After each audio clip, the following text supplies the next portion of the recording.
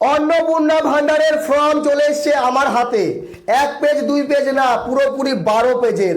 আর পশ্চিমবঙ্গের 80% মহিলারা অন্নপূর্ণা ভান্ডারের ফর্ম ফিল আপ করতে পারবে না। আর এই ফর্ম ফিল আপ করার জন্য আপনাদেরকে লম্বা লাইন দিতে হবে, যেতে হবে কম্পিউটার সেন্টারে, না হলে বিডিও অফিসে। দেখেন 1 পেজের 2 পেজের হলে তো হয়ে যেত। এই যে ফর্ম, এটা টাকা দেওয়ার ফর্ম না টাকা না দেওয়ার ফর্ম, সেটা কিন্তু আজকের ভিডিওতে আলোচনা করব। দেখেন 12 পেজের কিসের দরকার?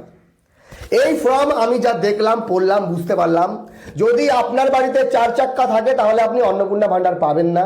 যদি আপনার পরিবারের স্বাস্থ্য বীমা আপনি করে থাকেন তাহলে অন্নপূর্ণা ভান্ডার পাবেন না। যদি আপনার বাড়িতে 3টির বেশি পাকা রুম থাকে তাহলে পাবেন না। আপনার বাড়িতে ছাদ থাকলে আপনি কিন্তু অন্নপূর্ণা ভান্ডার পাবেন না। আপনার বাড়িতে যদি ফ্যামিলিতে অনেক জমি থাকে তাহলে আপনারা পাবেন না। আপনার পরিবারের কেউ যদি ইনকাম ট্যাক্স দেয় সরকারকে তাহলে আপনারা অন্নপূর্ণা ভান্ডারের 3,000 টাকা পাবেন না। এমনকি আপনার পরিবারে কেউ সরকারি চাকরি করে থাকে তাহলে কিন্তু অন্নপূর্ণা ভান্ডার পাবেন না।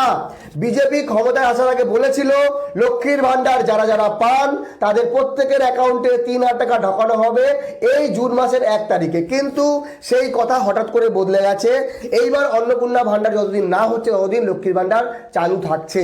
কিন্তু অন্নপূর্ণা ভান্ডার কাদের জন্য দরকার? যে সকল মহিলারা গরিব দুঃখী, যারা দরিদ্র সীমার নিচে থাকে তাদেরই দরকার, এমনটাই অনেকে মনে করছে। তবে এর আগে তাহলে কেন বলা হয়েছিল প্রত্যেক মহিলার অ্যাকাউন্টে 3,000 টাকা ঢুকবে? চলেন এই ফর্মে দেখেন কি কি আছে, কি কি ডিটেলস আছে, পুরো জানাবো। আর আপনাদের এই ভিডিওটা শেয়ার করতে হবে, অনেককে দেখতে সাহায্য করুন এবং জানুন সত্য কারা কারা পাবেন কারা কারা পাবেন না। পুরোপুরি ভিডিও দেখবেন। প্রথম পেজে আপনার পরিবারের যে হেড আছে ওনার নাম, ওনার অ্যাকাউন্ট নাম্বার, ওনার আধার নাম্বার, ওনার ভোটার নাম্বার থেকে শুরু করে অ্যাড্রেস সব কিছু দিতে হবে। দ্বিতীয় নাম্বার যদি পেজে যান সেখানে পরিবারের সদস্য এবং সকল প্রাপ্তবয়স্কের ব্যাংকের অ্যাকাউন্ট নাম্বার দিতে হবে। মানে অন্নপূর্ণা ভান্ডার দেওয়ার জন্য শুধু মহিলার অ্যাকাউন্ট নাম্বার দিলে যথেষ্ট, কিন্তু না, সরকার এখানে পরিবারের প্রত্যেকের ব্যাংকের অ্যাকাউন্ট চেক করবে যে আপনাদের অ্যাকাউন্টে কত ব্যালেন্স আছে, কিভাবে টাকা ঢোকে। 3 নম্বর পেজে এপিক নম্বর সহ প্রত্যেকে যারা প্রাপ্তবয়স্ক তাদের এপিক নম্বর দিতে হবে যে আপনারা ভারতীয় কিনা, আপনাদের ভোটার কার্ড আছে কিনা। চতুর্থ পেজ, এই পেজ আপনাদের নির্ণয় করবে আপনারা অন্নপূর্ণা ভান্ডার পাবেন কি পাবেন না। প্রথমেই আছে আপনার কি ডিজিটাল রেশন কার্ড আছে, আপনি কি সরকার থেকে রেশন নেন, আপনারা কি প্রতি মাসে রেশন তোলেন, এটা তো গেল রেশনের।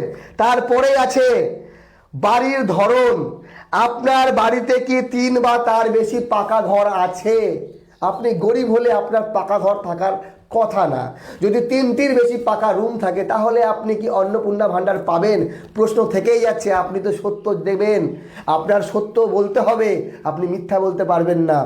তারপরে কি আছে পারিবারিক জমির মালিকানা, আপনারা কত জমির মালিক। যদি আপনারা জমির মালিক হন তাহলে অন্নপূর্ণা ভান্ডারে 3,000 টাকা নিয়ে কি করবেন। তারপরে আছে যানবাহন, আপনি আপনার পরিবারে কোনো সদস্য কি অবাণিজ্যিক মোটর চালিত 4 চাকা ব্যবহার করে, বিলাসবহুল 4 চাকা 4 হুইলার কোনো গাড়ি আছে যে গাড়িতে করে আপনারা ঘুরতে যান, তাহলে কি অন্নপূর্ণা ভান্ডারের দরকার আপনাদের আছে। তারপরে পরিবার ভিত্তিক সদস্য স্বাস্থ্য বীমা, আপনি স্বাস্থ্য বীমা করে রেখেছেন, এত চিন্তা, তাহলে স্বাস্থ্য বীমা করার টাকা থাকলে তাহলে অন্নপূর্ণা ভান্ডার কি করতে নেবেন। এই পুরো ডিটেলস কিন্তু আপনাদেরকে ভরতে হবে প্রত্যেক সদস্য অনুযায়ী। তারপরে আসেন 5 নম্বর পেজ। 5 নম্বর পেজে কি আছে আয়কর বা পেশাগতভাবে আপনারা কি ইনকাম ট্যাক্স দেন। অনেকে ইনকাম ট্যাক্স ফাইল করে রাখে শুধুমাত্র লোন নেওয়ার জন্য। তো ইনকাম ট্যাক্স ফাইল তো আছে, আপনাকে বলতে হবে হ্যাঁ আছে, তাহলে কিন্তু অন্নপূর্ণা ভান্ডার হয়তো আপনারা না পেলেও পেতে পারেন, না পেতে পারেন।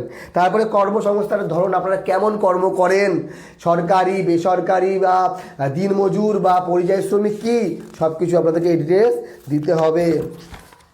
তারপরে আসেন এখানে আছে শিক্ষাগত যোগ্যতা, আপনাদের পরিবারের শিক্ষাগত যোগ্যতা কি আছে, কেমন শিক্ষিত আপনারা কি কর্ম করার যোগ্য, যদি শিক্ষিত হন তাহলে কর্ম কেন পাননি, পুরোপুরি এই অন্নপূর্ণা ভান্ডারে আপনাকে দিতে হবে।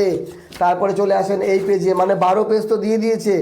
তারপরে এই যে 7 নম্বর পেজে আপনার পরিবারে কেউ সদস্য সাংবিধানিক মন্ত্রী পদ রাজনীতির সঙ্গে যুক্ত কিনা, তারপরে কোনো সদস্যর সরকারি পেনশনভোগী কিনা, তারপরে কোন সদস্য জিএসটি অ্যাকাউন্ট নাম্বার আছে কিনা, পরিবারের মোট বার্ষিক আয় কত, মানে সিএ আবেদন করেছেন কিনা। বিষয় হচ্ছে কি, অন্নপূর্ণা ভাণ্ডার দেবে নাকি আপনাদের পরিবারের তথ্য সরকার নিচ্ছে, যে পশ্চিমবঙ্গের কোন পরিবার কেমন আছে, তারা কত ইনকাম করে, কতগুলো অ্যাকাউন্ট, কত টাকা, কত জমি, কত গাড়ি, কত বাড়ি, পুরো ডিটেলস দিচ্ছে।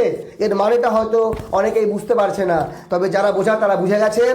অন্নপূর্ণা ভাণ্ডার সহজেই 3,000 টাকা পাবেন না, যতটা সহজে লক্ষ্মীর ভাণ্ডার পেতেন। তো যারা যারা লক্ষ্মীর ভাণ্ডার পেতেন তাদেরকে অন্নপূর্ণা ভাণ্ডার দেওয়া হবে, যেমনটা অগ্নিমিত্রা পাল বলেছিলেন, সেই কথা পুরোপুরি মিথ্যা হতে যাচ্ছে। কারণ লক্ষ্মীর ভাণ্ডার আর অন্নপূর্ণা ভাণ্ডার দুটো পুরোপুরি আলাদা। লক্ষ্মীর ভাণ্ডার অনেক পুরুষও পেত, অন্নপূর্ণা ভাণ্ডার কিন্তু পুরুষ পাবে না, শুধু মহিলারা পাবেন। সেই সকল মহিলা যাদের দরকার ভিডিওটি শেয়ার করুন। আর এই 12 পেজের এই যে ফর্ম ফিল আপ, এতে লাভ কাদের? জেরক্সের দোকানদারদের, যারা ফর্ম ফিল আপ করে দেবে, যারা অনলাইনে কম্পিউটারে করবে, তাদের উপার্জন হবে, তাদের লাভ হবে। কারণ ফর্ম ফিল আপ সবাই করবে, কিন্তু সরকার সবার ফর্মকে মান্যতা দেবে না, সবার যে আবেদনকে গ্রহণ করবে না। গ্রহণ তাদেরই করবে যারা যোগ্য, যারা অন্নপূর্ণা ভাণ্ডারের জন্য দাবিদার।